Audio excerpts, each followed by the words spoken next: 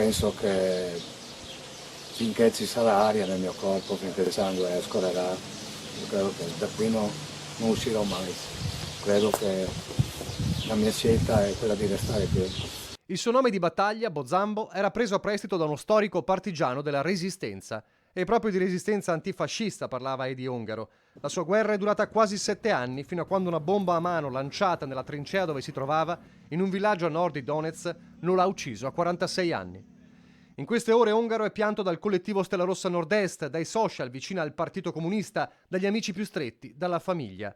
La sua scelta di lasciare Giussago di Portogruaro ed entrare nelle milizie separatiste del Donbass nel giugno 2015, periodo al quale risale questa testimonianza video. Con molto orgoglio, molto onore posso dire di essere parte della Prizrak, di questo battaglione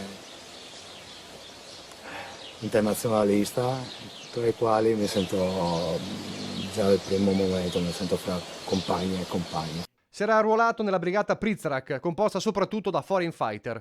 Per i filorussi era diventato una specie di eroe nella battaglia contro il governo di Kiev e a fianco di tutti i civili neorussi che, scriveva sui social, hanno visto l'inferno in terra. Questo è il nostro giorno, aveva scritto quando Vladimir Putin aveva firmato in diretta TV il decreto con cui la Russia riconosceva l'indipendenza dall'Ucraina delle repubbliche del Donbass.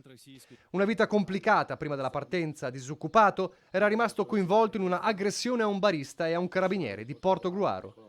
Risolti i problemi con la giustizia, la scelta di andare a combattere, che lo aveva reso di fatto un foreign fighter, fuori legge, in Italia. In ogni stato, in ogni parte del globo c'è qualche minoranza, qualche piccola etnia, popolo che viene calpestata e a loro tocca reagire. Rispetto verso se stessi, verso gli altri.